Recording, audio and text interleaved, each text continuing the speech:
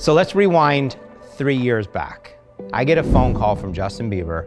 He's like, Ryan, I just texted you this video of this car that's just amazing. I look at it, I'm like, wow, I mean, this is a prototype Rolls Royce. Like, what is it? He's like, we need to buy it. So I called up a couple friends that I have at Rolls Royce and I'm like, what is this car? Does it exist? Is it real? My client wants to buy it. And they're like, look, it was a design exercise and it's a prototype. It isn't really a drivable car. And to me, I'm like, great. Now I gotta go back and I gotta tell Justin, we can't buy it, but maybe we could build something. You know, maybe we build something like it, but actually make it a drivable car that you can get in and drive, but it'll look like it's from the future. I sat with Musa and, you know, we really took a look at that car and looked at all the design cues on it and was like, let's start with a Wraith, because a Wraith is a good platform, and let's build our own version, almost like a reimagination of what this car would look like. Once we really started getting the shape together, from shortening the car 8 inches, widening it 12, and just giving it these new futuristic style points. One of the ones that really stands out the best to me is of course the wheel covers, because I think the wheel covers makes this car look like it's floating when it's driving. When you think futuristic and you think of like, what would Rolls-Royce build 25 years from now? You know, we're hoping it's something like this car. You don't want to take away the greatness that Rolls-Royce is. We want to add our touches to it, so they look at this car and they're like, man, they did a good job with it. You know, and I think that's important. That's important when it comes to like our brand and who we are and the vehicles that we build.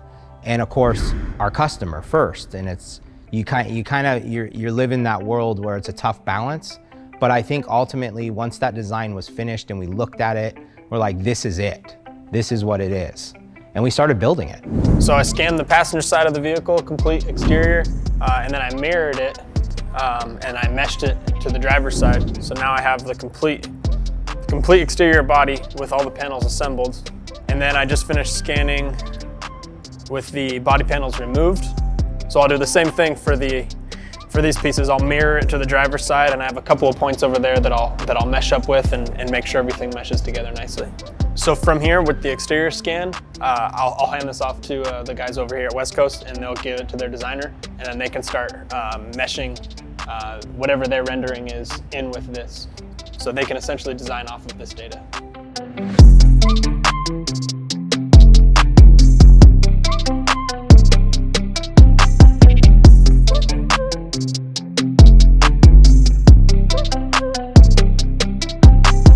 Once the scan data is done, it's time to start building the actual body pieces. So we'll take the scan data, and then from the scan data, it goes to our 3D modeler. Once the 3D modeler has everything modeled out, then the first pieces are cut, which become our molds.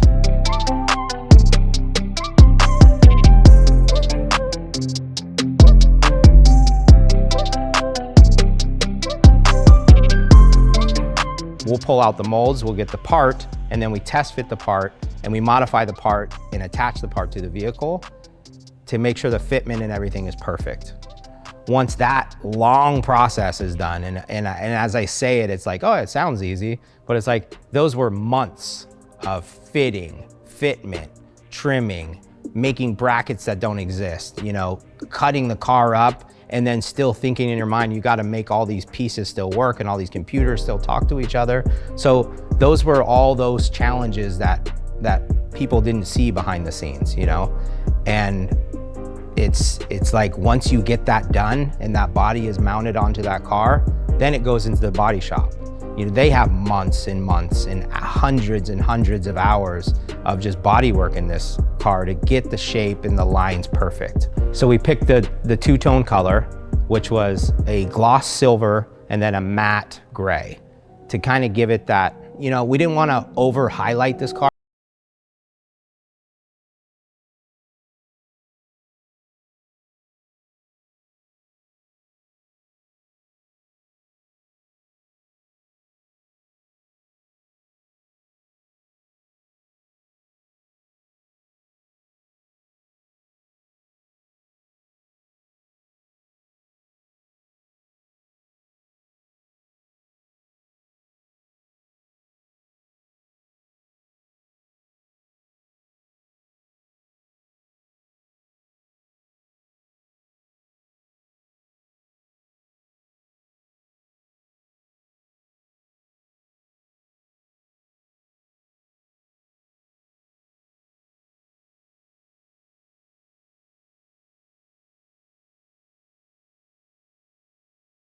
paint is finished, now it's final assembly. But when you're doing a final assembly on a car that you've basically cut up and made your own, there's challenges that we had to face. Computers not talking to each other, sensors that aren't there anymore that we had to remove and relocate.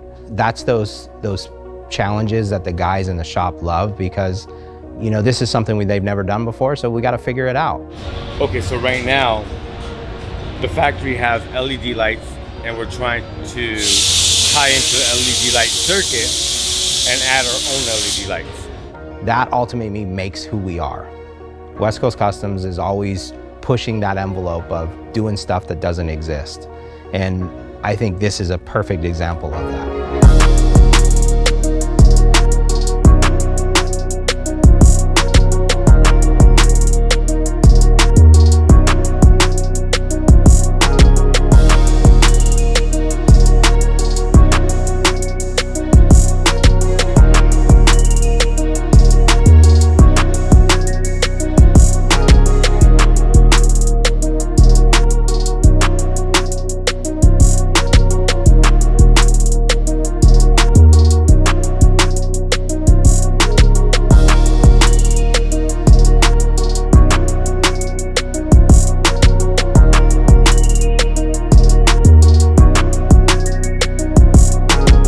The interior was something, when we looked at it, the Rolls-Royce interior is already amazing.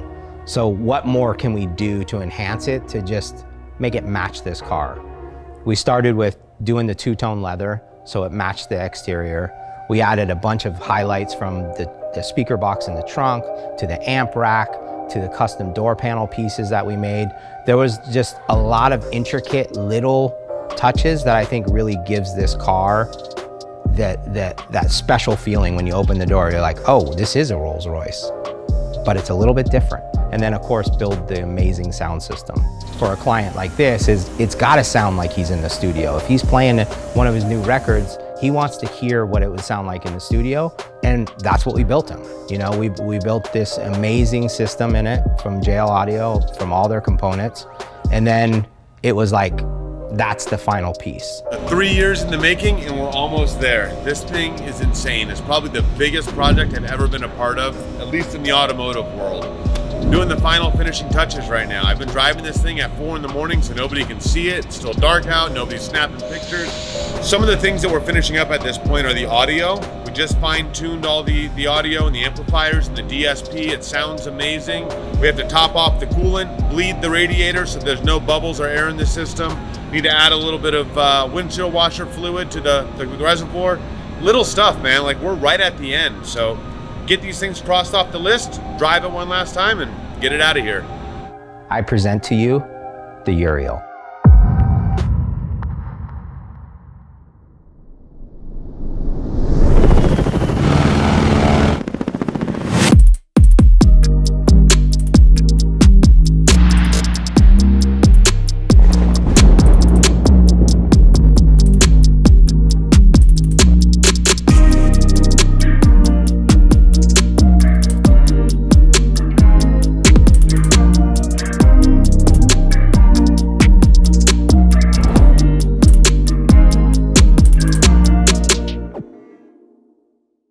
What we accomplished with this car was, this one ultimately gives you, it makes you think, like, how is it driving? How does it turn?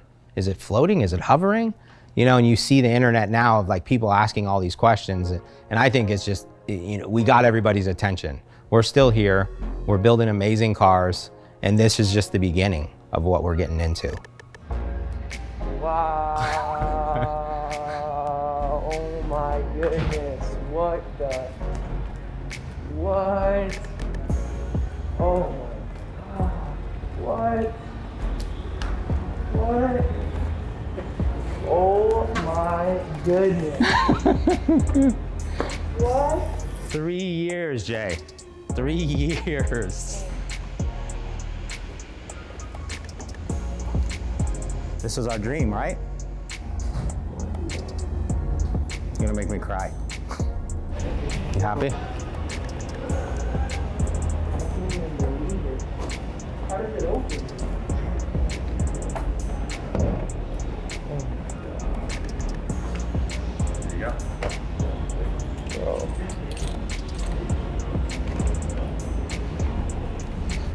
when we talk about game changing, this is it.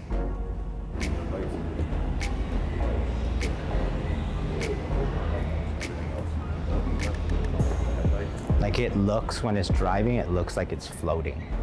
People like have to triple take because when you don't see wheels turning, you don't know what to think. This is a nighttime car. Like you drive this at night, people are gonna think it's a spaceship driving down the street.